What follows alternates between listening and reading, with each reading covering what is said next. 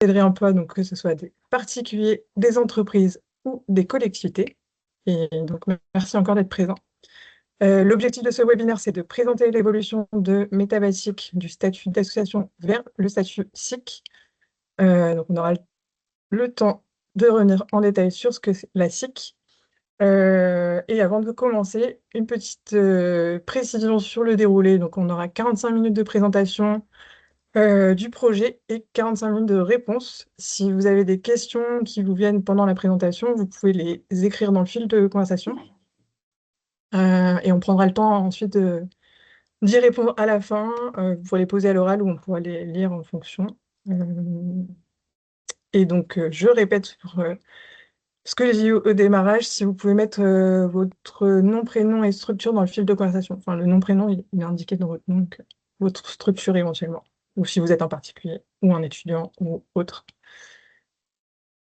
Et je laisse... non, je passe au slide suivant tout de suite. Donc, Juste pour votre information, excuse-moi Christine, on se permet d'enregistrer la séance pour que le contenu soit disponible ensuite pour les personnes qui ne pouvaient pas assister à ce webinaire, mais qui est tout de même intéressées par la démarche. Voilà. Donc, la présentation va se dérouler en 3 temps. On va vous représenter Métabatic, la structure aujourd'hui. Ensuite, on présentera en détail en quoi consiste ce passage en société coopérative d'intérêt collectif et le rôle que vous pouvez avoir dans cette SIC en nous rejoignant dans ce projet. Je laisse la main à Caroline pour la présentation. Oui.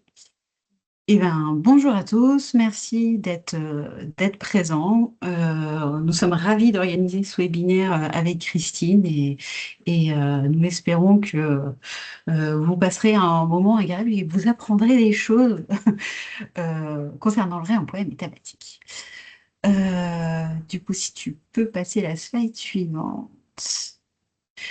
Donc, une rapide réintroduction pour ceux qui connaissent déjà ou introduction pour ceux qui n'ont pas forcément, enfin, qui ont un peu moins de connaissances au niveau du réemploi. Donc, le réemploi est en fait une des réponses, ce qu'on dit aux maux actuels sociétaux. Pourquoi? Parce que il faut savoir qu'en France, on produit beaucoup de déchets et environ 69, enfin, c'est même 69% de nos déchets proviennent en fait des bâtiments et des travaux publics, ce qui est assez conséquent et dont 19% uniquement pour le bâtiment. Et à côté de ça, on consomme aussi énormément de ressources et de matières premières dans le bâtiment pour pouvoir se rééquiper, changer de meubles, etc. Quelques chiffres aussi pour étayer ces faits, c'est que en 2024, on a consommé plus 40% de produits de construction, de matériaux et de produits d'aménagement par rapport à 2023. Et en ameublement, on a fait plus 78%. Donc entre 2024 et 2023. Donc ce qui est assez considérable. Donc on a du mal à même stagner. Donc il va falloir quand même réussir à proposer des solutions et le réemploi pour nous est une des solutions. Essayer de rééquilibrer, c'est ce que vous voyez sur la courbe de droite, essayer de rééquilibrer justement cette consommation de matières premières, de ressources et cette production de déchets pour pouvoir avoir un avenir plus soutenable que ce que l'on peut faire à l'heure actuelle. Pour bien sûr l'environnement. Donc, on voit très facilement les bénéfices pour le climat, pour tout ce qui est empreinte carbone, mais aussi biodiversité et bien d'autres éléments. Mais aussi sur tout ce qui est, on voit aussi des bénéfices du réemploi, sur tout ce qui est enjeux sociaux, enjeux économiques, mais ça, on y reviendra plus tard au cours de la présentation. Voilà. Métabatic aussi, c'est une innovation sociale pour nous. Clairement pas une innovation technologique, parce que le réemploi a toujours existé. Simplement, depuis la révolution industrielle qui nous a permis d'avoir des matériaux assez standardisés, de manière assez facile et à coût raisonnable, on a oublié cette pratique. Donc, nous, ce que l'on essaye de faire, c'est de développer cette filière pour que l'on puisse remettre au goût du jour cette pratique dans un contexte qui est différent, avec tout ce qui est administratif, normatif et assurantiel, qu'on puisse de nouveau trouver des solutions pour que le réemploi puisse se faire à plus grande échelle. Voilà. Donc, si on regarde maintenant un petit peu plus Métavatique. Métavatique, qu'est-ce que c'est et quelle est sa vocation? Métavatique, sa vocation est de développer la filière de réemploi des matériaux de construction en Auvergne afin que cette pratique soit accessible et désirable pour tous. Donc, chaque mot dans cette vocation est importante.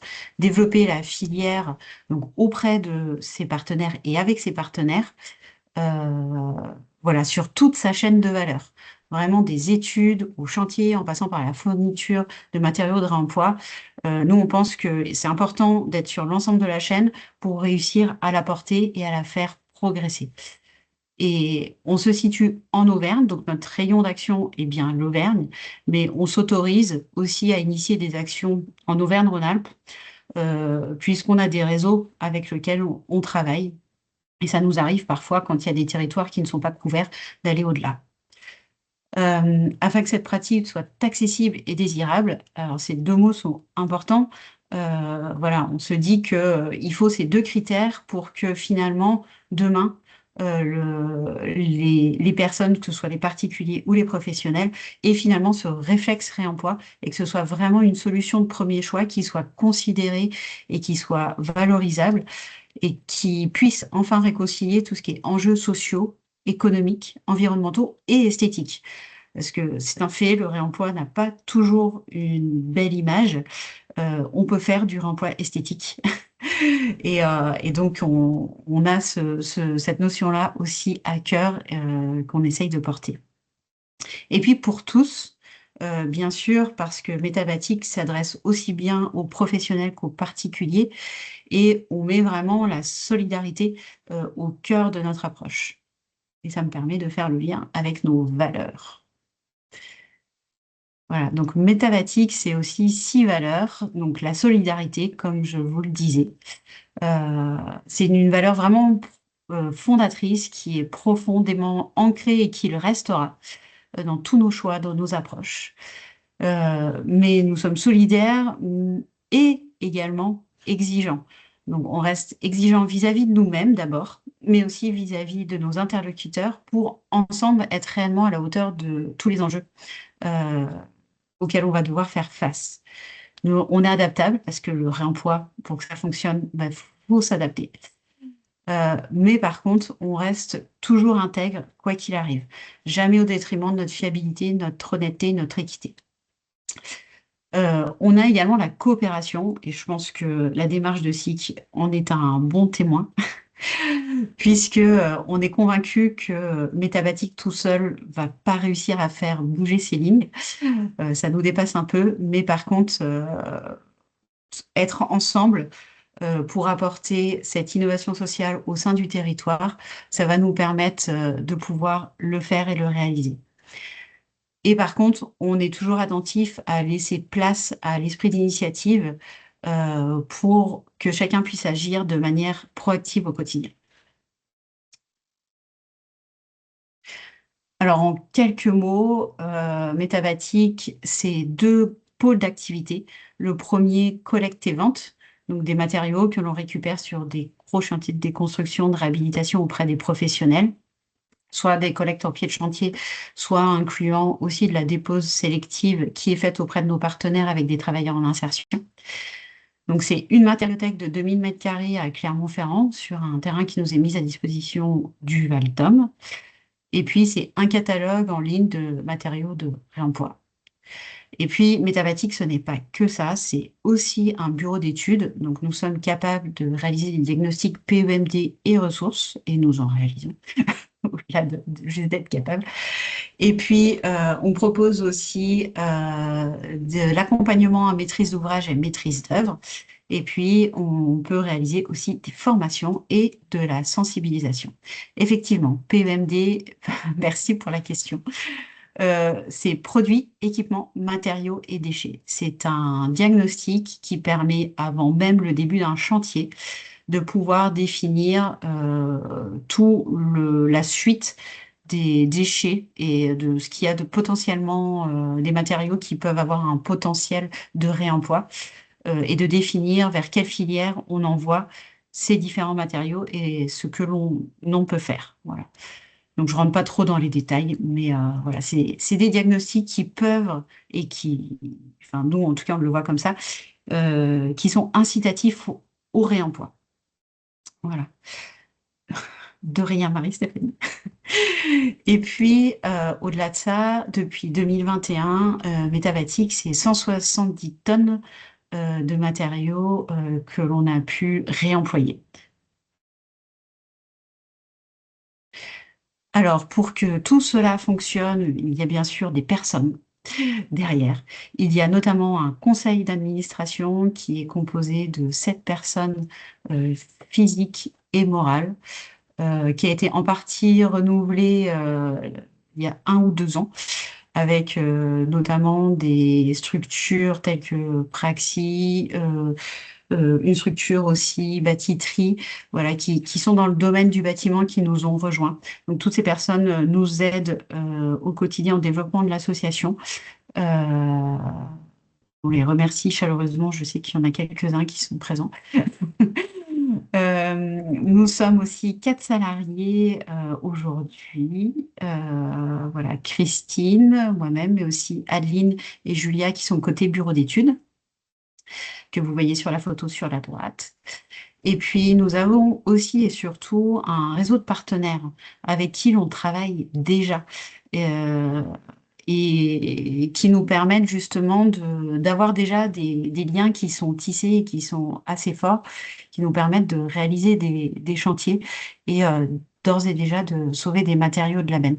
Donc on peut citer bien sûr le Valtom, Clairvaux, Maine Métropole, les fonds européens, la ville de Clermont, le Puy-de-Dôme, etc. Donc toutes ces structures qui nous aident financièrement, qui nous soutiennent, mais pas que. Et puis, il y a aussi beaucoup de professionnels du bâtiment avec qui on travaille très régulièrement et, et voilà, qui constituent déjà ce tissu local avec qui on peut échanger et travailler sereinement. Voilà. Du coup, quelques chiffres clés pour aller un tout petit peu plus loin. Métavatic, on a collecté depuis la création de Métavatic, donc la création de la plateforme en 2021, 280 tonnes de matériaux sauvés de la benne. On en a vendu 170. La différence est bien sûr le stock que nous avons à la plateforme. Sur ces 170 tonnes, euh, merci. Sur ces 170 tonnes, on a 90% de ces matériaux qui sont du réemploi pur, donc issus de chantiers de déconstruction, de réhabilitation. Et on a 10% qui sont des matériaux neufs issus d'erreurs de corps humain, de surplus de chantier, de fin de série. Voilà, on pense que c'est important d'être très transparent là-dessus. Ça reste quand même des matériaux sauvés de la benne. Mais voilà, on est totalement transparent sur cette petite notion-là. Et si on regarde un petit peu plus en détail, 2025 à la loupe, c'est 67 tonnes de matériaux qui sont sauvés de la benne et 68 tonnes de matériaux redistribués. Donc on est à l'équilibre globalement, puisque nos stocks est maintenant bien constitué. Et puis, on voit surtout que 68 tonnes, cette année, c'est quasiment 40% de tout ce qu'on a réussi à redistribuer depuis la création de Métavatic. Donc, par ces chiffres, vous allez voir, et c'est pour ça que l'on dit qu'on est sur une dynamique plutôt bonne et ascendante, et sur le fait que l'on souhaite changer d'échelle. Effectivement, on sent qu'il y a de plus en plus de demandes et ces chiffres le confirment. En termes de typologie de matériaux, on voulait aussi préciser un tout petit peu, voilà, quels sont les matériaux phares. Donc, via le Top Cap, sur les 3 dernières années, les matériaux que l'on vend le plus, c'est du revêtement intérieur, moquette, carrelage, euh, et puis tout ce qui est faux plafond, etc., etc. Tout ce qui est menuiserie, aménagement, donc fenêtres, portes, blocs-portes, etc. Tout ce qui est aménagement extérieur, donc dalles carrossables, pavés, dalles engazonnables, du paillage minéral, du compost, etc. Et puis tout ce qui est couverture aussi, ça fonctionne très bien, donc tuiles et ardoises.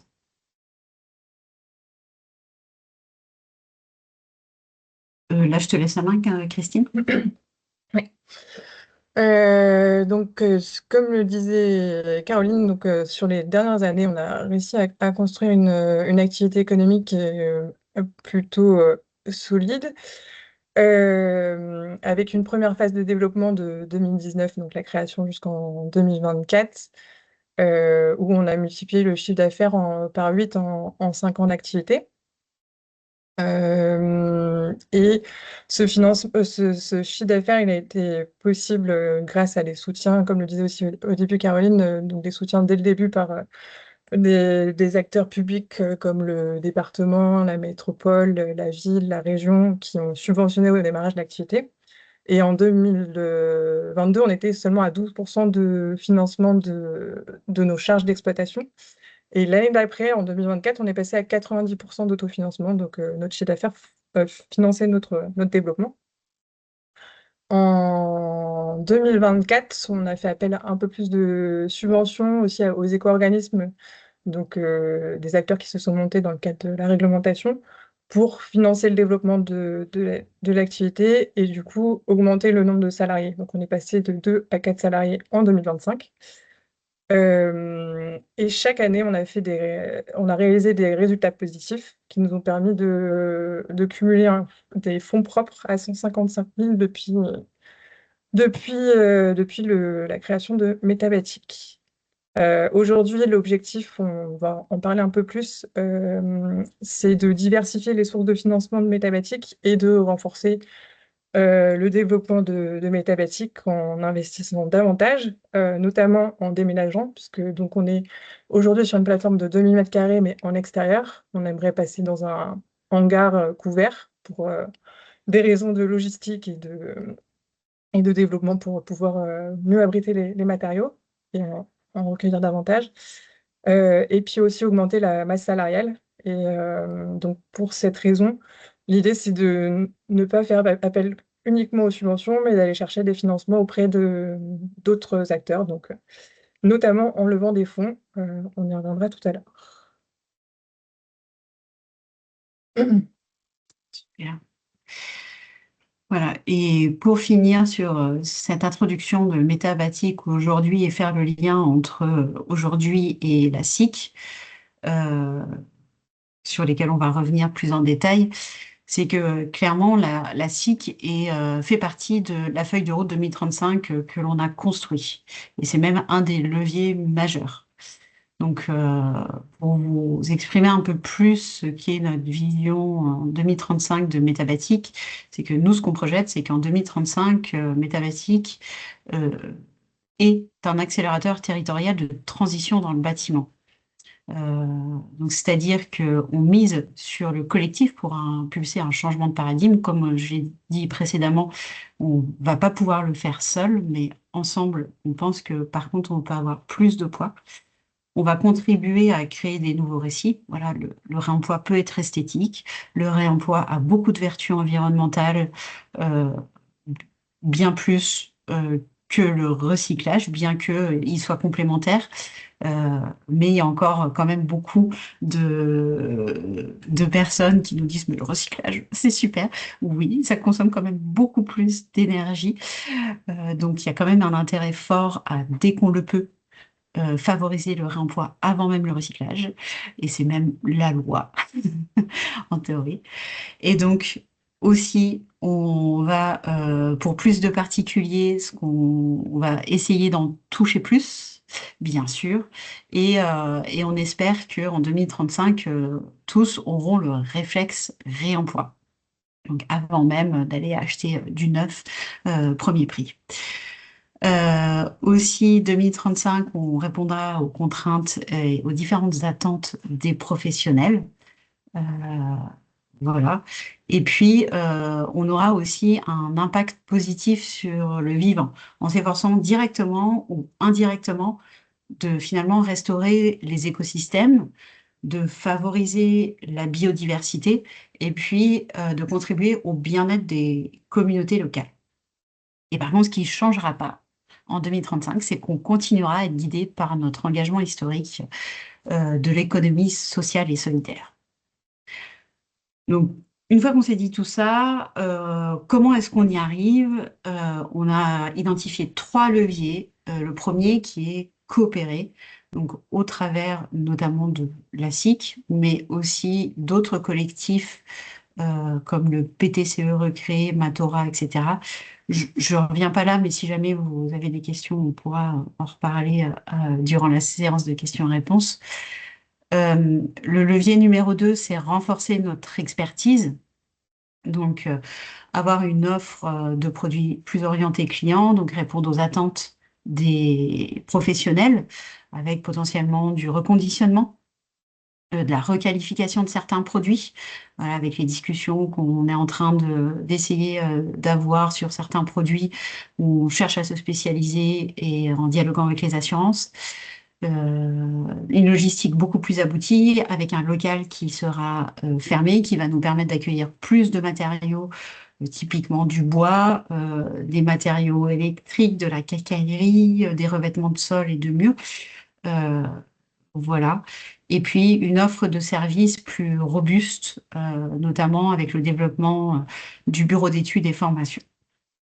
Euh, Ensuite, le levier numéro 3, c'est inspirer le changement, bien sûr en faisant et en proposant des communications ciblées, euh, voilà, où on va montrer notre expertise, où on va apporter et partager notre expertise, des formations aux professionnels et bien sûr de la sensibilisation. Parce que si on veut que le réemploi soit un réflexe, il va falloir aussi sensibiliser. Bon. Et c'est tout pour moi. Euh, je vais maintenant m'attarder un peu plus sur ce levier coopératif et donc le passage en cycle qui nous concerne aujourd'hui. Euh, donc pourquoi ce passage en cycle? Pour rappel, donc Métabatic a été créé en 2019 en tant qu'association pour développer le réemploi de matériaux de construction en Auvergne. Et donc ces dernières années, on a développé des activités de réemploi, on a expérimenté réemploi au niveau local et on s'est fait accompagner par un France Active sur notre modèle économique qui nous a recommandé différentes actions pour structurer l'activité et notamment a souligné que notre activité se développait davantage auprès des professionnels et était de plus en plus commerciale, notamment avec la partie bureau d'études qu'on a renforcée ces dernières années, et la partie collecte de matériaux qui sont des prestations de services et donc des activités commerciales. Et donc le statut d'association était de moins en moins pertinent. On est une association qui est fiscalisée depuis avril 2025, depuis un an. Et donc progressivement est venue la question de savoir quel statut serait plus pertinent pour Métabatic que le statut d'association, donc un statut d'entreprise commerciale, tout en conservant ce que Métabatic avait créé depuis 5-6 ans maintenant, c'est-à-dire ce fonctionnement coopératif, justement, appuyé sur des acteurs locaux. euh, et est venu ce statut de SIG, donc je vais vous détailler un peu plus après, mais qui permet de conserver cet ancrage local territoriale en incluant les différents acteurs, que ce soit les particuliers, les entreprises, les collectivités, dans la gouvernance, dans les actions que l'on peut mener. L'ancrage territorial, c'est quelque chose d'important pour le réemploi, puisque notamment Métabatic, on est vraiment basé en Auvergne, et ça permet de créer des emplois qui sont non délocalisables et des ressources locales. D'où l'intérêt aussi de travailler avec des acteurs locaux pour que l'offre soit vraiment locale. Donc 40% du coût du réemploi, c'est du reconditionnement aujourd'hui. Euh, c'est de la main-d'œuvre locale notamment. Et après, c'est aussi des matières premières locales.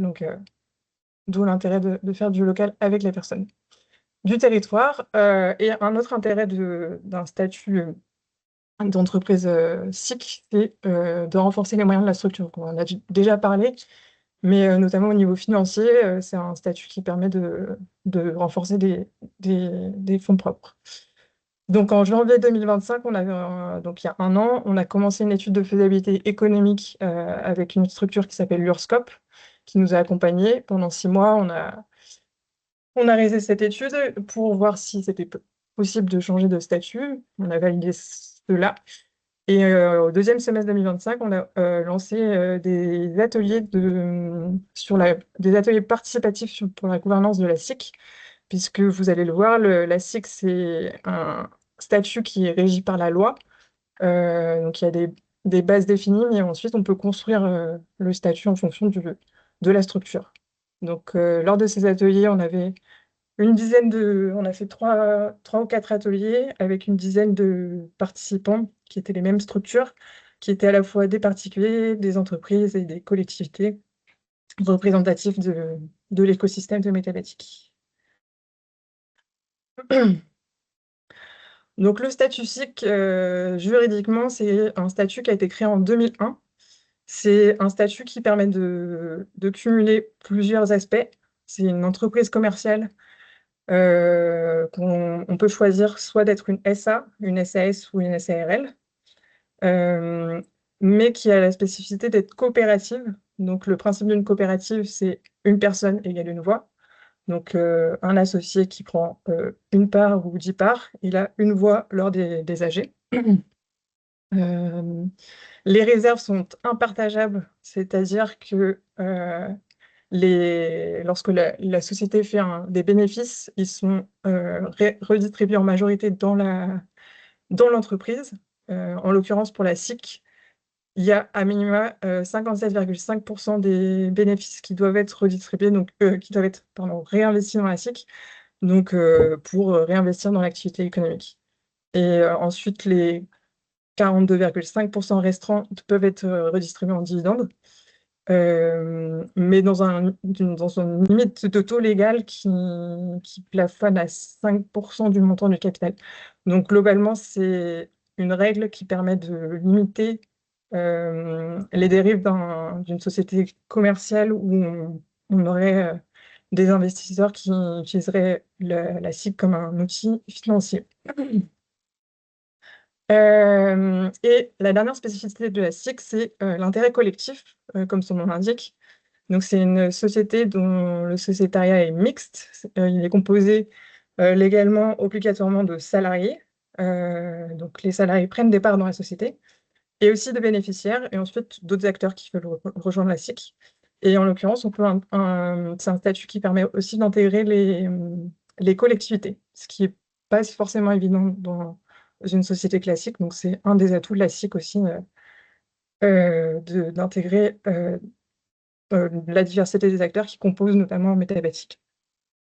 Et l'intérêt est collectif, puisque donc il y a une diversité d'acteurs qui ont des intérêts particuliers, mais ils se retrouvent tous autour d'un projet commun. Et donc là, s'associe. Il y a différentes catégories d'associés, mais je vais vous expliquer ça juste après. Et donc 3 exemples de SIC dans le secteur d'activité de Métabatic, donc que ce soit dans la région ou dans le bâtiment. Il y a Village Vivant qui se situe dans la Drôme, qui est une SIC qui est spécialisée dans l'immobilier et dans le milieu rural. On a Bellastock, qui est une SIC d'architectes qui est spécialisée dans le réemploi de matériaux. Et Emmaüs Environnement, qui est situé au Puy-en-Velay, qui est spécialisé dans le réemploi de différents équipements et qui a notamment un volet matériothèque. Donc, les retours des cycles de manière générale, c'est que enfin, les retours plutôt des associés de manière générale dans les cycles, c'est que ça permet de représenter des intérêts divers, pour s'atteler à des problématiques compliquées. Donc là, en l'occurrence, c'est trois problématiques, que ce soit l'immobilier ou le réemploi, c'est pas forcément c'est des choses nouvelles et donc c'est bien de mettre beaucoup d'intérêts autour de la table. Ça permet aussi d'avoir des retombées économiques locales importantes. On en a déjà parlé, mais le fait que des acteurs locaux soient au capital, ça permet de renforcer la confiance dans le projet. Et enfin, un autre atout, c'est aussi la résilience économique des SIC, puisqu'elles ont des taux de mortalité plus faibles que d'autres sociétés.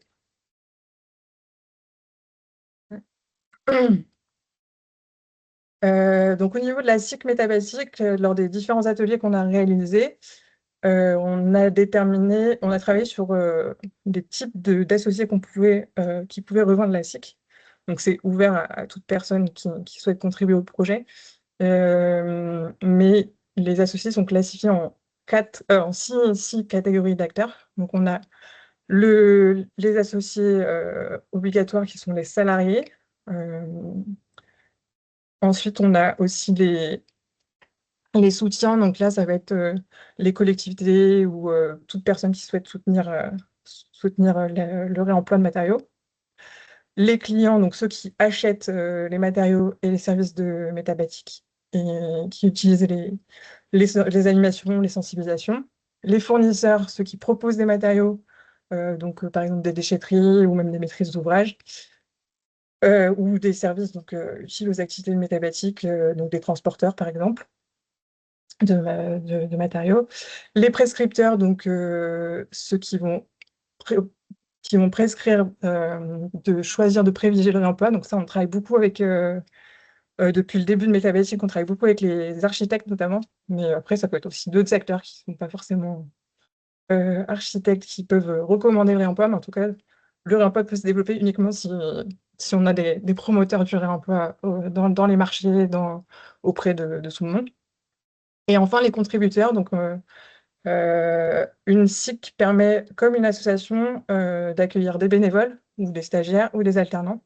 Et c'est important de leur donner aussi euh, une voix dans le fonctionnement de la SIC. Ces différentes catégories permettent de respecter le principe de la coopérative dans la gouvernance, une personne égale une voix. Donc, dans chaque catégorie, une personne égale une voix. Donc, si on a 100 bénévoles qui sont dans les contributeurs, ils ont chacun une voix.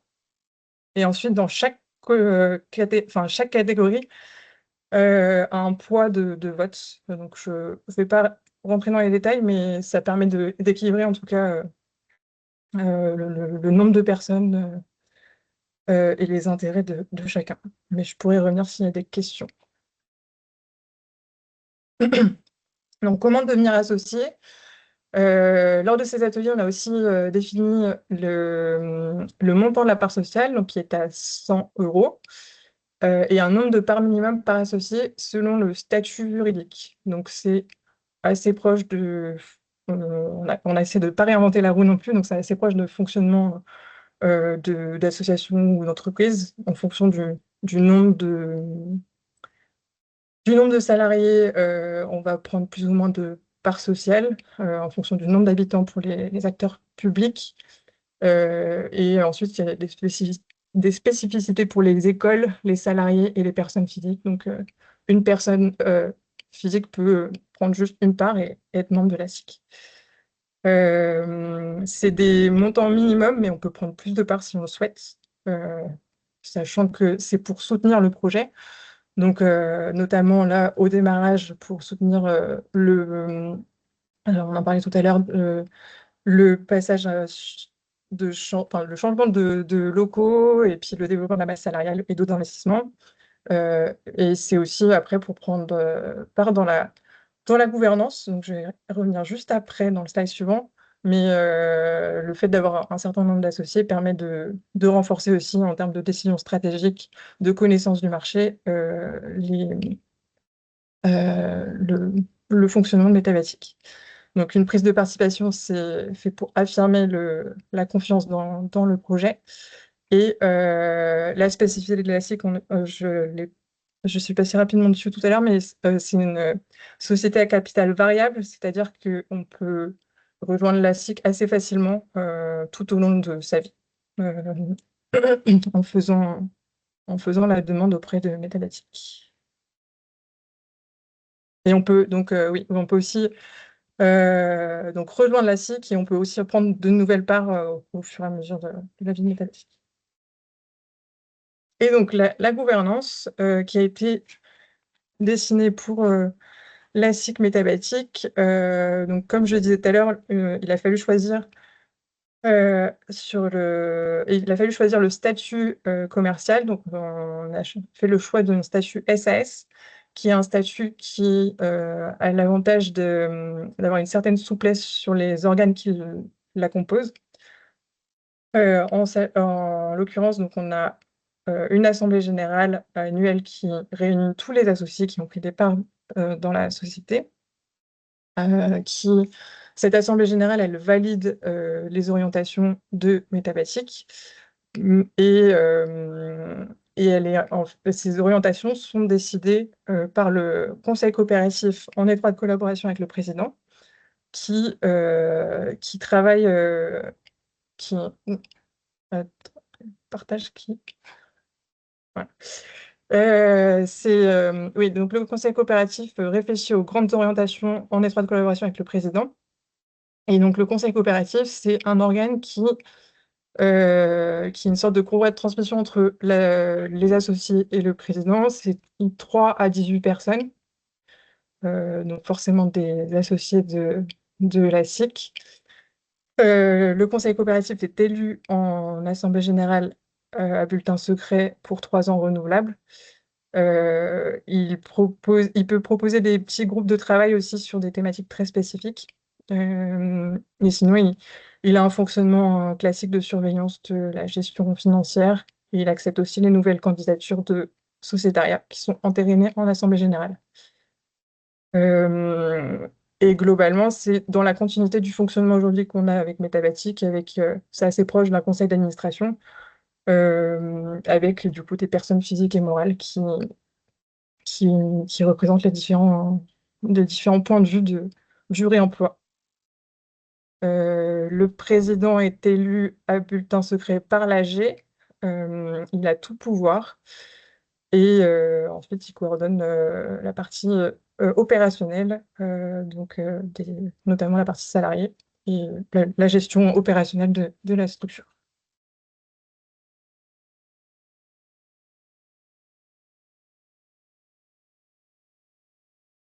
Et du coup, je prends la suite. Donc, voilà, on vous a présenté les grandes lignes des fondements de cette SIC. Et ensuite, on voulait du coup prendre un tout petit peu de temps pour vous exprimer bon, comment nous rejoindre et pourquoi nous rejoindre. Je veux bien que tu passes le slide. Merci. Donc finalement, oui, rejoindre la SIC, c'est bien soutenir et s'engager pour un projet collectif qui donne du sens à l'économie locale. Je pense que ça, on l'a déjà dit au cours de la présentation. On a construit lors des étapes de construction de cette SIC, qui était coopérative, qui incluait des particuliers, des entreprises et des collectivités, on a essayé de réfléchir, OK, pourquoi finalement rejoindre cette SIC? Et on a développé 4 thématiques. La première, c'est pour avoir un impact environnemental, économique et social sur son territoire, en finalement générant des bénéfices directs ou indirects. Donc, environnemental, bien sûr, je pense, c'est très clair, c'est réduire les déchets et allonger la durée de vie des matériaux. Puis au-delà de ça, c'est aussi accélérer la transition écologique dans le milieu du bâtiment et favoriser la circularité. Voilà, le domaine du bâtiment n'est peut-être pas le domaine où où ça va le plus vite, mais peut-être en réunissant nos forces, on va pouvoir faire plus, faire mieux. Ensuite, économique, bien sûr, c'est pour essayer de stimuler l'innovation et la compétitivité des acteurs locaux et bien sûr créer des emplois qui seront non délocalisables et porteurs de sens, clairement. Et tout ça, l'aspect économique, garder les richesses. Voilà, quand on achète un matériau de réemploi versus un matériau qui a été produit neuf, qui a été produit hors France ou hors même Europe, voilà, on se rend très bien vite compte que ça nous permet de garder cette richesse au sein même de ce territoire. Et puis, bien sûr, il y a des enjeux sociaux pour essayer de proposer des projets de construction alignés avec tous ces enjeux environnementaux et puis offrir aux salariés et aux partenaires un cadre de travail qui est engagé et où l'on porte ces valeurs fondatrices de l'ESS, de l'économie sociale et solidaire. Le deuxième axe ou deuxième thématique, c'est la coopération. Voilà, réunir tout un ensemble d'acteurs pour qu'on apprenne les uns des autres, à consolider nos liens, à travailler de plus en plus ensemble, à mieux connaître le marché, les réglementations, les pénuries, les approvisionnements, les besoins de chacun. Voilà, tout ça, c'est important et ça pourrait être aussi un cadre qui favorise tout ça. Ça peut donner du sens aussi au projet du bâtiment grâce à toute cette logique d'économie sociale et solidaire, et puis créer un cadre finalement local favorable au remploi. Euh, voilà, que ce soit sur les politiques publiques, les appels d'offres, et pour faire plus de plaidoyer et mieux, faire la formation, la sensibilisation ensemble. Voilà, tout ça fait qu'il y a beaucoup de sens à essayer de coopérer. Troisième thématique, c'est bien développer cette filière économique pour qu'elle réponde aux attentes des professionnels et des particuliers. Euh, voilà, pour essayer de co-construire des solutions avec chaque différente partie prenante, en prenant en compte leurs besoins, établir des cahiers des charges, ajuster les prix au plus juste, des services sur mesure qui sont en cohérence avec la réalité du terrain. Euh, voilà, nous, on a une certaine vision, mais que nous, et CA et salariés de Métabatic, elle est probablement pas complète. Mais par contre, vous avoir à nos côtés, ça nous permettra d'affiner tout ça et de pouvoir répondre au mieux aux attentes du territoire. Ça pourrait aussi permettre de déboucher, enfin d'ouvrir de nouveaux débouchés pour certains matériaux et pour les métiers du remploi. Voilà, pour le moment, on a choisi de se spécialiser sur certains matériaux. Peut-être que à l'avenir, en fonction de ce qui remonte via ce conseil coopératif ou l'Assemblée générale, on pourrait faire d'autres choix. C'est un exemple parmi d'autres. Voilà. Et puis, renforcer l'attractivité du territoire, montrer que le territoire prend ses enjeux euh, vraiment à la hauteur de ce qu'il faudrait, et puis se doter d'une filière qui est performante et qui a des moyens humains, matériels et des savoirs sur tout ça. Et puis, dernier axe, dernière thématique, c'est bien la diffusion, afin d'ancrer le territoire, d'ancrer le réemploi sur le territoire, le propager, diffuser auprès du grand public, des entreprises, des collectivités, afin que les personnes qui nous rejoignent soient ambassadrices de cette démarche. Voilà, vous aurez vraiment une connaissance qui va vous permettre de pouvoir en parler, de pouvoir diffuser les messages. Et en fait, tout ça, ça peut potentiellement avoir beaucoup plus d'impact que si c'est que Métabatic qui en parle. Et puis, s'appuyer sur des partenaires associés voilà, pour qu'ils puissent porter ces nouvelles pratiques au sein du bâtiment. Voilà, donc voilà pour les différents raisons que l'on a pu lister sur l'intérêt de rejoindre cette SIC. Et donc, après le pourquoi, le comment, il y a plusieurs possibilités, il y a plusieurs niveaux de participation selon vos aspirations. Bien sûr, le premier niveau, c'est de prendre des parts sociales de la SIC euh, telle que vous la présentez Christine auparavant, en fonction d'une part de la catégorie de coopérateurs et en fonction du nombre de salariés, ça va différer. Puis aussi participer aux assemblées générales pour valider les orientations qui ont été imaginées et définies au sein du conseil coopératif et par le président. Et puis, il est possible aussi en fonction des besoins, qu'on puisse organiser des groupes thématiques de travail sur des sujets très particuliers. Je sais pas, est-ce que dans la région, il y a besoin d'avoir une filière de reconditionnement de sanitaire? Enfin, voilà, j'en sais rien. Voilà, tout ça, si besoin, on pourra monter des groupes thématiques et c'est de pouvoir y participer. Et puis, en dernier lieu, c'est bien sûr intégrer aussi, si vous le souhaitez, le conseil coopératif pour définir les orientations et dialoguer de manière rapprochée avec le président et la structure. Voilà.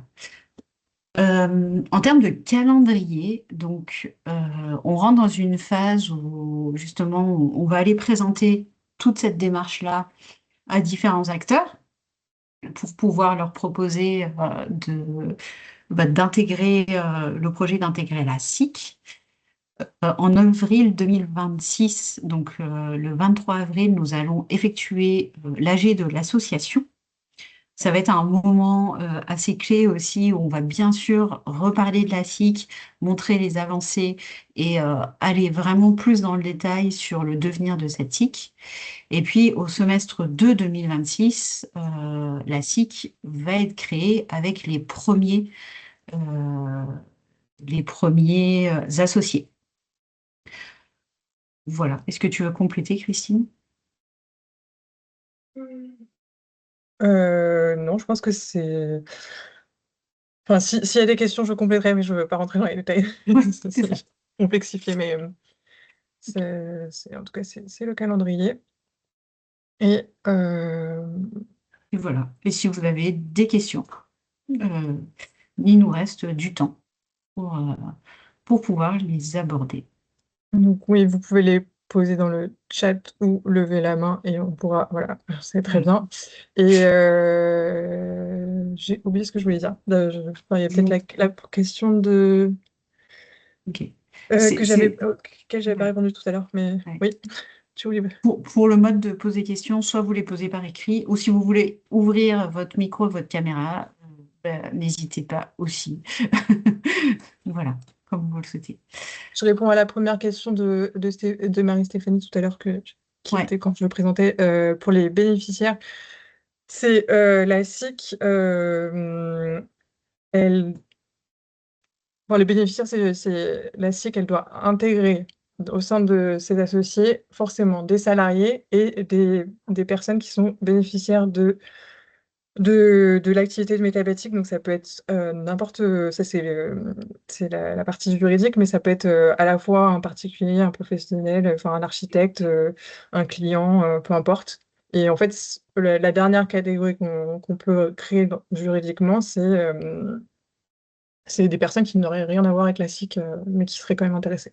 Mais qui ne seraient pas forcément bénéficiaires. Ça peut être quelqu'un qui ne fait pas de travaux, mais qui trouve que le projet est très bien et qui a envie de réduire les déchets au niveau du territoire. Mais c'est vraiment un aspect juridique. il y avait Olivier qui levait la main. Oui, bonjour, enchanté Olivier Duiquet. Je suis désolé, j'essaie de remettre ma caméra, mais c'est impossible à remettre la caméra. Donc vous n'aurez que le son pour l'instant. Olivier Duiquet, société Silum.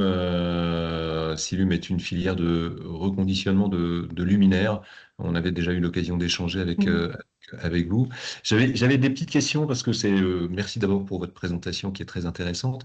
Euh, Concrètement, sur les objectifs, on va dire, au travers de ce changement statutaire, il y a deux leviers. Visiblement, il y a un levier, on va dire, financier et un levier, j'imagine aussi, de fédérer un certain nombre d'associés. Est-ce que vous avez chiffré ces deux, sur ces deux leviers, vous avez un objectif assez quantitatif ou assez précis?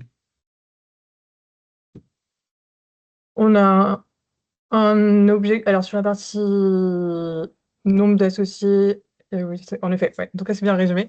Il y a une partie financière et une partie associée. L'objectif sur la partie financière, c'est des objectifs minimales.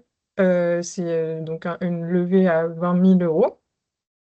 Et sur le nombre d'associés, on comptait démarrer la SIC avec un nombre de 5 acteurs au sein de la SIC pour créer, mais ensuite ça peut se créer. Enfin, comme je disais tout à l'heure, c'est une société à capital variable, donc on peut intégrer au fur et à mesure des sociétés. On sait que les délais sont plus ou moins longs selon les structures, que ce soit un particulier qui est peut-être plus flexible qu'une entreprise de petite taille ou d'une entreprise de plus grande taille qui doit passer la décision en interne, et encore d'une collectivité qui a des délais parfois administratifs encore plus longs.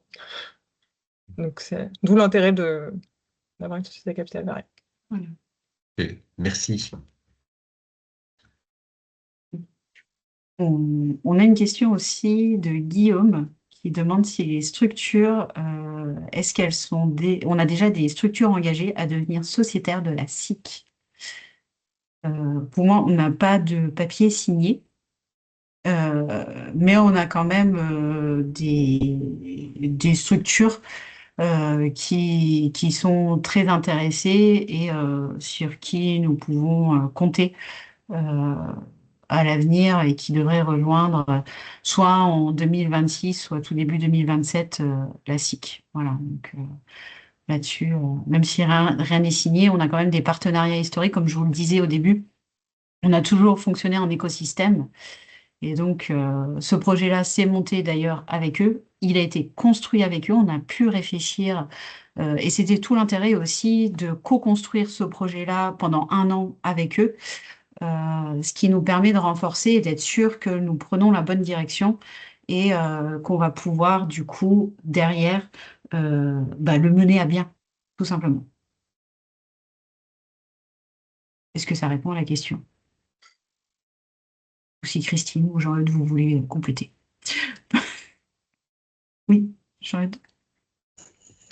Oui, bonjour à tous. Et merci à Caroline et à Christine pour ce super travail de présentation.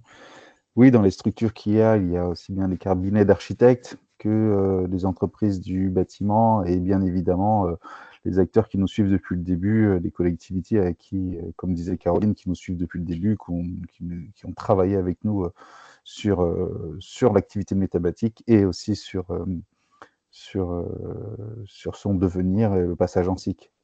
Et voilà, c'est pas signé, mais ce sont des structures qui seront avec nous lors de la création et du montage de la fameuse SIC.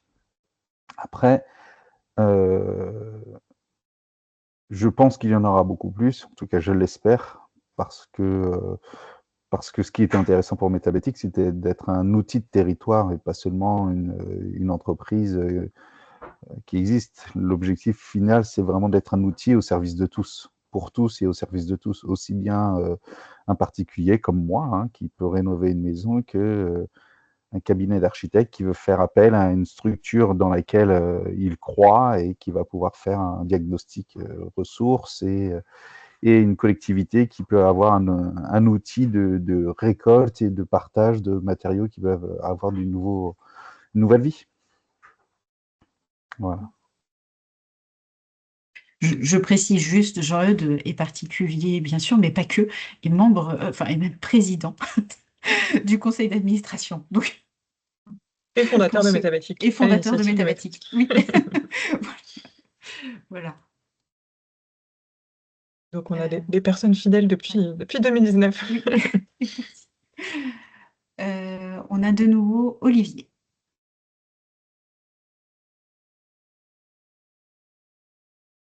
Micro coupé. Oui.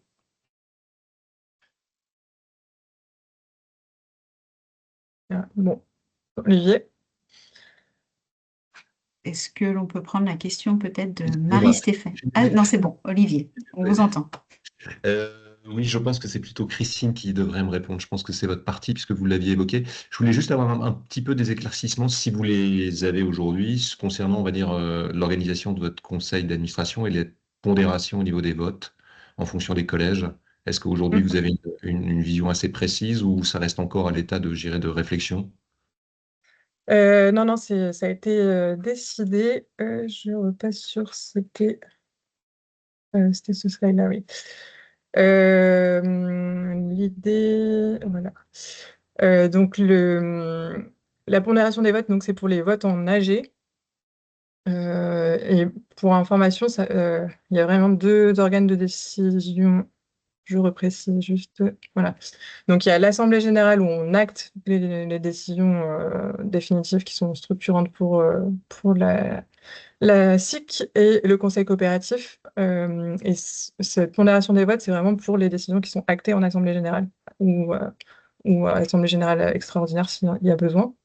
Et donc cette pondération des votes, hop, euh, il y a un poids enfin, une décision qui a été prise de donner un poids majoritaire aux salariés, puisque c'est eux qui animent la vie sur la partie opérationnelle et qui sont sur le terrain au quotidien. Donc, c'est 27% du poids. Ensuite, il y a les soutiens. Donc, après la discussion, c'est aussi un élément important, que ce soit les collectivités qui ont été là depuis le début ou tous les soutiens possibles. Donc là, c'est 18%, mais c'est assez proche finalement des prescripteurs, des fournisseurs et des clients. Enfin, prescripteurs et fournisseurs, ils ont le même poids, c'est 15%. Et les clients, donc 13,8%. L'idée, c'était de pas trop biaiser non plus les décisions par juste une décision de on veut baisser les prix parce qu'on veut des produits vraiment pas chers, schématiquement. Et les contributeurs, donc, ils sont à 11,2%. On ne peut pas avoir moins de 10% de toute façon de vote. Ça, c'est aussi quelque chose qui est imposé légalement. Ok, merci bien, merci. Les soutiens, c'est 18%. Et j'anticipe une question aussi. On peut avoir une double casquette fournisseur-client, et dans ce cas-là, c'est à ou même soutien ou contributeur. Enfin, on peut rentrer dans différentes catégories. Et c'est à la personne physique ou morale de proposer de rentrer dans une catégorie. Et c'est entériné après par le conseil coopératif et l'assemblée générale. Mais c'est au bon sens de chacun. Donc, par exemple, une collectivité, elle peut rentrer dans différentes catégories, je me dis, pour la CAM, par exemple. Super, merci Christine. On a une question de Marie-Stéphanie, je crois. Oui, en fait, j'ai deux questions. Une qui m'est venue en vous entendant là sur le soutien. Je me posais la question de savoir si vous aviez l'intention de faire signer, je ne sais pas, une sorte de charte d'engagement ou de plan d'action. Parce que, bon, faire avancer la filière du réemploi, c'est assez vague. Donc, est-ce que vous envisagez voilà, de faire signer au soutien un plan d'action, ou, voilà, quelque chose d'un peu plus concret? Et la deuxième question que j'ai, elle est moins liée à la SIC. Vous disiez que vous aviez pour objectif d'augmenter la partie commerciale sur les particuliers, et je me posais la question de savoir si vous aviez déjà un plan d'action pour ça ou des idées pour faire avancer justement peut-être cette part de chiffre d'affaires sur les particuliers. Tu veux que je réponde, Christine? Tu l'as. Sur la partie soutien, je peux répondre. Ouais. Pour l'instant, il n'y a pas de charte qui a été décidée ou enfin, qui a été réfléchie. Il y a déjà tout un travail qui a été fait avec un petit groupe d'acteurs qui était assez représentatif de l'écosystème. Mais l'idée après, c'est aussi de construire ça avec les personnes qui nous rejoignent et que tout le monde qui s'approprie le projet. Donc, il y a encore des choses à définir. Donc peut-être que ça peut être pertinent et ça peut être quelque chose à rajouter dans le fonctionnement plus tard. Donc ça pourrait être vu euh, au sein enfin au moment où les structures prennent en départ. Ça peut être à renforcer en fonction au cours de la vie. Et je te laisse répondre sur la deuxième question, Karine. Oui. Sur la partie commerciale, qu'on voit progresser auprès des particuliers. En termes de positionnement, on souhaite garder ce positionnement dans le sens où on est multimatériaux, parce que les particuliers ils recherchent ça aussi, vraiment une diversité de matériaux. Donc ça, on va le conserver. On va même essayer de le renforcer. Merci beaucoup, Claire d'Habiter. Pardon. Et puis ensuite, ce que l'on souhaite surtout, enfin, et c'est ce qu'on a mis en avant, c'est que pour augmenter cette part, on a besoin d'un local qui est plus accessible, que les gens puissent nous trouver plus facilement, un local fermé. On va pouvoir aussi avoir plus de matériaux qui ont nécessité d'être stockés hors d'eau, hors d'air, parce que là, on est quand même assez limité puisqu'on n'a que des containers maritimes qui nous le permettent. Donc, voilà. Donc, tout ça, ça va nous permettre d'augmenter, du coup, cette quantité de matériaux, d'avoir beaucoup plus de passages, donc d'avoir beaucoup plus de clientèle. Et puis, bien sûr, on envisage aussi, au fur et à mesure des années, enfin des mois et années, et de renforcer l'équipe et d'avoir du coup un ou voire même plusieurs nouveaux salariés qui vont notamment travailler sur la plateforme de vente. Voilà. Mais tout ça, c'est des choses, on a un plan de financement, c'est des choses que l'on travaille. Là, on vous a mis vraiment la vision résumée, parce que, enfin, mais voilà, c'est pas sorti d'un chapeau. De rien. Julien? Merci. Merci déjà pour la présentation qui est très claire. Je pense, moi, de mon côté, bon, j'ai plusieurs casquettes, mais disons, ma casquette d'entrepreneur, je pense avoir déjà un petit peu une position côté contribution. Et j'aimerais bien aussi demain avoir, enfin contribution fournisseur plutôt. J'aimerais bien demain éventuellement avoir une position client, mais c'est vrai que moi je suis un tout petit peu plus orienté travaux publics. Et vous avez répété bâtiment plusieurs fois, j'ai assez peu entendu travaux publics. Est-ce qu'on peut imaginer que demain il y ait quelques mètres carrés prévus pour cette activité-là, qui est quand même très attenante au bâtiment? D'autre part, moi de mon côté, j'essaie déjà, en fait, je fais déjà des exemples un peu similaires où je récupère des matériels et je rénove et je les remets en circuit. Je fais déjà du réemploi, mais de manière plus sporadique et moins professionnalisée que vous le faites finalement au sein de Métabatic. Donc je pense que j'ai tout intérêt à me rapprocher de vous. Et autre question secondaire, puisque je travaille dans dans un groupe de travail gouvernance sur le réseau d'économie circulaire, est-ce qu'une association peut aussi rejoindre la SIC? Oui, pour la dernière question, oui, bien sûr, hein. Toute structure, personne physique ou morale peut rejoindre la SIC. Tu veux que je réponde à la question sur le TP? Oui. Ouais. Le TP, bien sûr, effectivement, historiquement, en fait, on s'est engagé sur des choses qui étaient, entre guillemets, plus faciles. Et il était plus facile pour débuter de s'orienter sur le bâtiment, notamment tout ce qui est.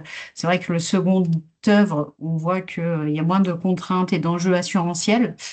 Euh, donc c'est vrai que c'est naturellement, c'est cette partie qu'on a développée, bien qu'on propose aussi du gros œuvre, mais c'est vrai que c'est de manière globale sur le bâtiment. Mais c'est une bonne remarque, je trouve, et que s'il y a des besoins, enfin, on voit que les travaux publics sur les déchets, c'est 50% des déchets en France. Donc, il y a quelque chose à faire. Et donc, si on arrive justement à réunir, et c'est tout l'enjeu de cette TIC, si on arrive à avoir autour de la table un acteur du TP, ce serait même super, parce qu'en fait, en vrai, c'est pas si simple et je crois qu'on n'a pas encore vraiment réussi à aborder ce domaine-là. Christine, tu es OK avec ça? Enfin, Oui, oui, et c'est vrai qu'on parle souvent de bâtiment parce que le réemploi, ça concerne souvent le bâtiment, parce que dans les travaux publics, c'est beaucoup de recyclage. Au final, le recyclage est quand même très développé au bâtiment, dans le travaux Mm. publics. Mais on a déjà un petit peu entamé des collaborations quand même avec des acteurs des travaux publics. Je vais pas forcément citer de nom, je sais pas. Ouais. Mais enfin, on a notamment on a récupéré des matériaux des dalles engazonnables, c'était des acteurs du travaux publics. On a aussi replacé des ardoises en paillage. Donc ça aussi, c'est avec des acteurs du travaux publics. Mais il y a en effet beaucoup de choses à faire avec les acteurs du Ouais. travaux publics. Bah, Ouais, j'en suis assez convaincu. Puis c'est vrai que Mm. moi, enfin, moi, en termes de volume, aujourd'hui, je dois être à peu près, enfin, pas loin d'1 million d'euros de mobilier urbain vendu. Mm. Et dans mes feuilles de route, mes engagements divers, j'espère demain avoir au moins 30% de mon chiffre sur de l'économie circulaire. Donc, je suis à peu près sûr qu'il y a des choses à bâtir. C'est évident. C'est évident.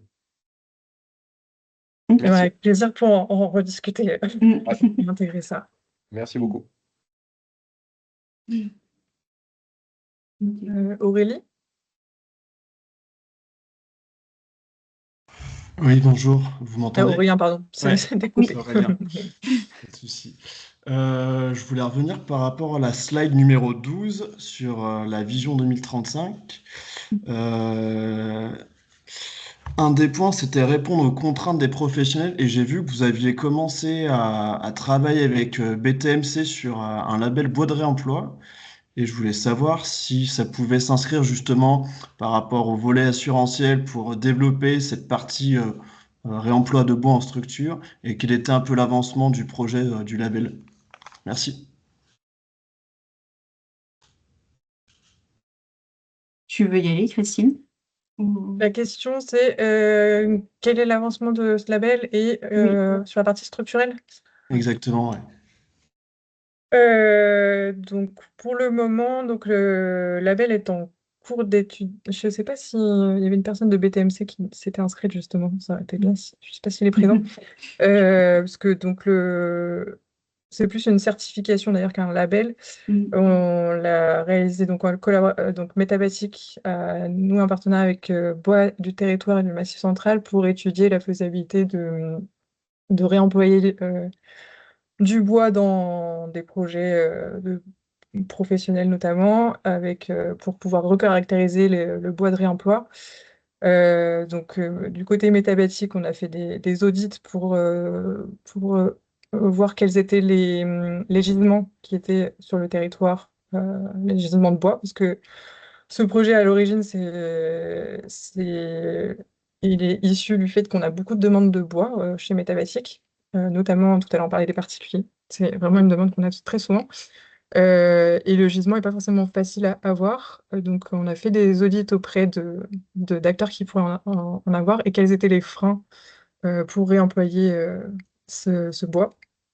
Donc là, on a des conclusions qu'on pourra détailler si besoin en dehors de ce webinaire, peut-être parce que ça va être un peu long.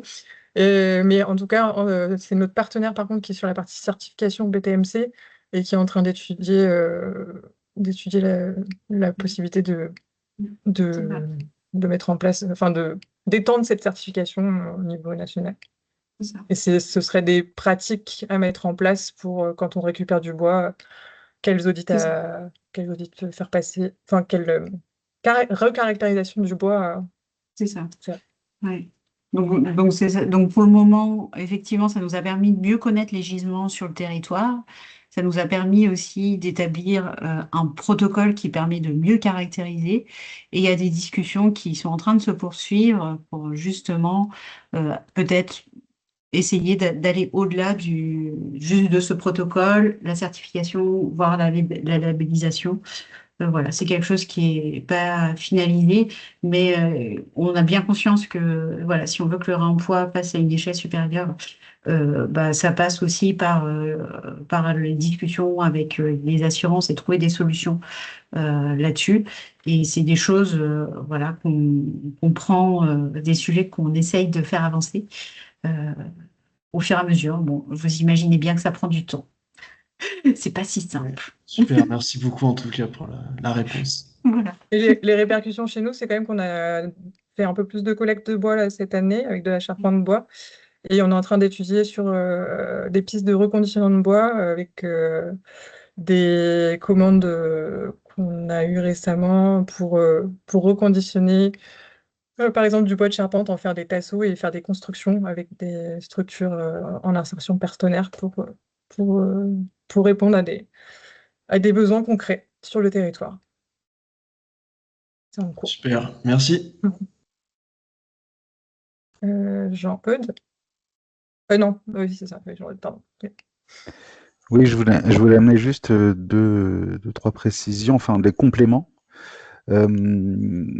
En fait, pour répondre aussi à Marie-Stéphanie, est-ce qu'il y aura une charte? C'est pas obligatoirement une charte, mais le fait déjà de s'inscrire dans, dans cette SIC, c'est déjà un engagement qui est très ciblé. De toute manière, Métabatic, c'est un acteur du bâtiment, du TP, sur un territoire très, très particulier. Mais aussi pour aller un peu plus loin, et ça rejoint aussi la question de Julien, il y aura des groupes de travail. Dans une des slides, on voit bien que il y a l'Assemblée générale, mais il y a aussi le Conseil coopératif qui va travailler, qui doit animer les groupes de travail GT que vous voyez là. Et ces groupes de travail vont être là aussi pour aider à orienter, éventuellement, aider à spécifier certaines choses. Et quand j'entends Julien qui dit j'ai 1 million d'euros de chiffre d'affaires sur le mobilier urbain, j'ai oui, il y a aussi une réflexion à avoir. Je crois qu'il y a la loi AGEC oblige à ce qu'il y ait un pourcentage de réemploi dans le mobilier urbain, si je ne me trompe pas. Ça serait intéressant dans un groupe de travail d'en discuter, se dire quels sont les matériaux qu'on peut récupérer et qui peuvent être intéressants pour participer à la création de ce mobilier urbain en intégrant du réemploi. Qu'est-ce qui pourrait être utile et voilà, je prends comme exact, comme exemple et non pas comme exact. Comme exemple, les bordures de trottoir qu'on a récupérées vers Yzeure, je crois, Yzeure ou Vichy, qui sont en granit brut et c'est pas du béton moulé. Du coup, pour quelqu'un qui fait du réemploi et qui fait du mobilier urbain, qui fait du travaux publics, c'est plus chouette de proposer ça, je suppose, j'imagine en tout cas, que des bordures moulées. Donc, il y a ces réflexions qui sont en train de se faire. Et pour aller ensuite un peu plus loin sur les questions que tu posais, Aurélien, je me permets de tutoyer, hein, même, je ne veux pas déranger. Métabatic, c'est pas seulement une entité auvergnate. Métabatic travaille aussi depuis longtemps au niveau régional avec Matora, le réseau Matora, et travaille aussi au niveau national avec le syndicat des structures de réemploi. Du coup, il y a quand même des réflexions à aller au-delà de se dire que bois avec BTMC, c'est ça? Bois des territoires du Massif central, c'est aussi aller au-delà, se dire que tout le réseau a besoin de se professionnaliser, d'avoir de plus en plus d'assurabilité sur les matériaux. Et du coup, Métabatic travaille aussi avec d'autres structures qui font du réemploi. Il y a une avocat spécialiste et qui est fan du travail de réemploi avec les matériothèques, qui nous aide tous et toutes et tous à professionnaliser ces filières-là. Donc on n'est pas seul juste à travailler dans notre petit coin, hein, on voit bien plus grand. Voilà. Antoine? Oui, bonjour. Je ne sais pas si vous m'entendez. Oui. Ouais, Oui. très bien. Merci beaucoup pour la présentation. C'est vraiment très chouette et très enthousiasmant de voir Métabatic évoluer comme ça. Et j'avais juste du coup 2 petites questions sur le choix de la forme commerciale. Donc j'ai cru comprendre dans une des diapos qu'il y avait eu 3 choix entre SAS, SA et SARL. Et juste revenir pour qu'on ait en tête un peu les grands arguments qui vous ont fait décider sur cette forme juridique de la SAS plutôt que les 2 autres pour que voilà. Parce que j'imagine que ça a un impact sur le fonctionnement au quotidien, la forme juridique derrière la SIC.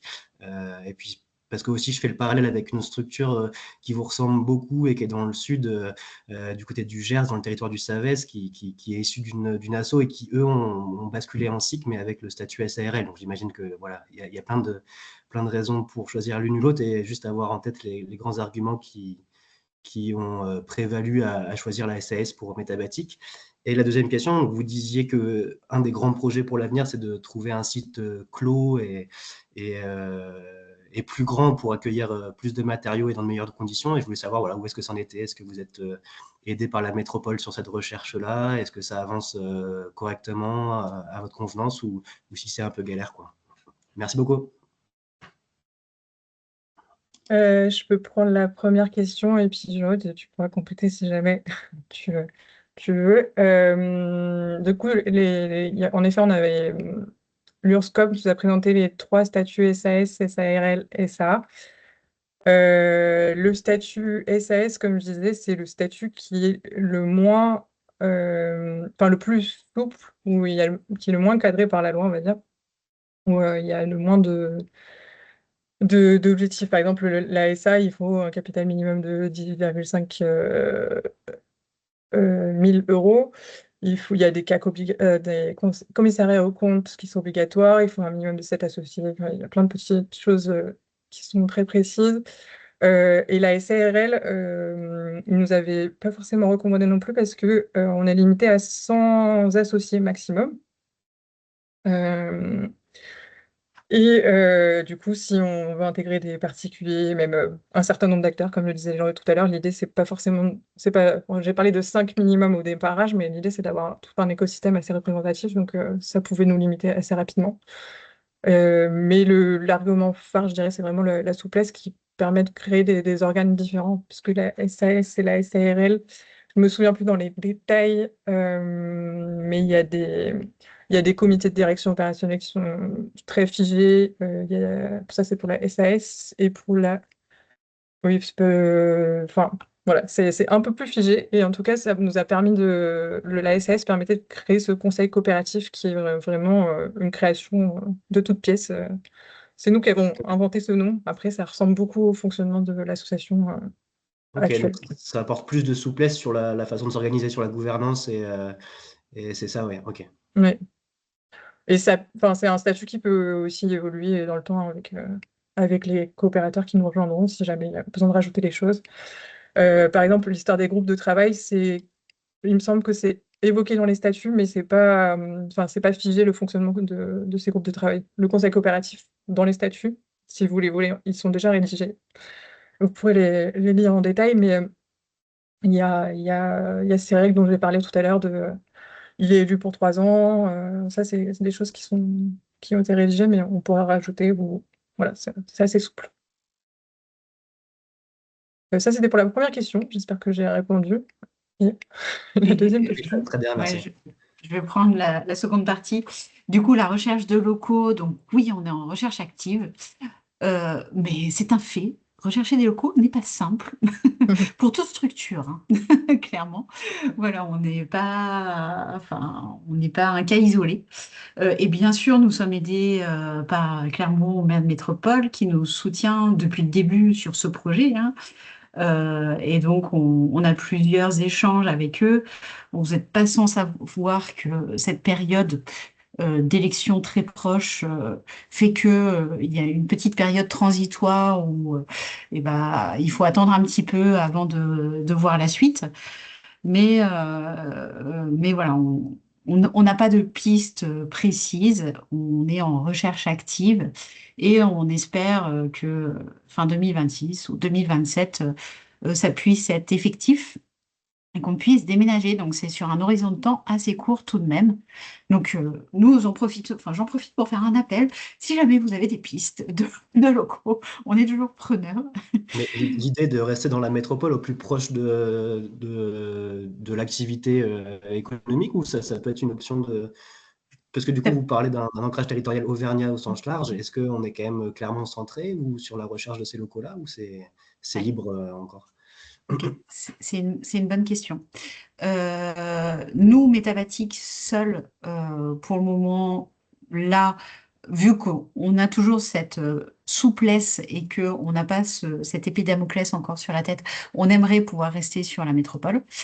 Voilà. Après, on va engager des travaux, notamment avec le réseau d'économie circulaire, pour comprendre quels sont les besoins du territoire de manière beaucoup plus large.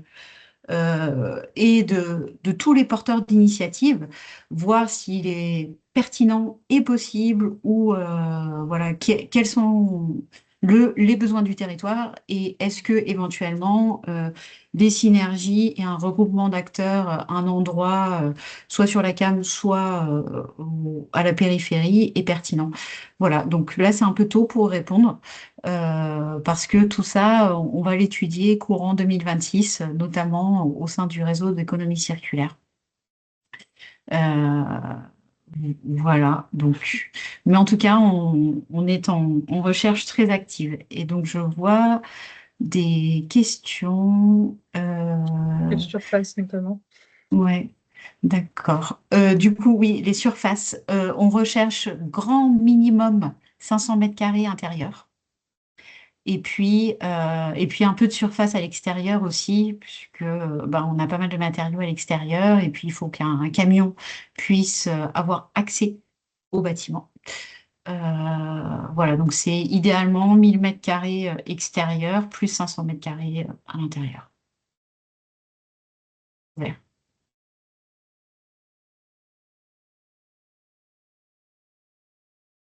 Super. Ok, Merci. merci beaucoup. Et Et bien merci sûr, beaucoup, plus on sera Marie-Stéphanie. nombreux dans cette SIC, plus on pourrait être ambitieux aussi sur sur les surfaces, justement. Voilà. Ça nous aidera aussi beaucoup. Olivier, peut-être? Oui, je rebondis juste sur votre recherche de locaux. Alors, c'est pas sur la métropole de Clermont, mais c'est sur le pays d'agglo d'Issoire. Je sais que la mairie d'Issoire a un local assez important, assez grand, qui est juste à côté de la gare d'Issoire, qui est les anciens, je pense, quais de chargement ou stock de la Cernam, des choses comme ça. Il y a un quai de déchargement. Il y a une surface assez importante. On a visité le lieu, nous, à l'époque. On n'a pas donné suite, mais je pense qu'en tout cas, j'ai cru comprendre que la mairie était intéressée pour avoir un projet sur ce lieu. Voilà, je vous glisse juste l'info. Eh ben, On merci peut, beaucoup pour cette info. je vous en prie, on peut se rappeler ou on peut échanger un peu plus en détail si vous souhaitez. Ouais. Eh ben, super, merci pour cette piste. Je note précieusement. Super. Est-ce que vous avez d'autres questions? Je vois Julien en signe. Merci. On reviendra vers vous de manière globale. Nous allons revenir vers vous pour voir est-ce qu'il y a des points de manière individuelle, est-ce qu'il y a des points qui n'ont pas été abordés pour pouvoir aller plus loin sur des discussions. Donc, n'hésitez pas. Si vous voulez aussi en parler autour de vous, c'est avec grand plaisir.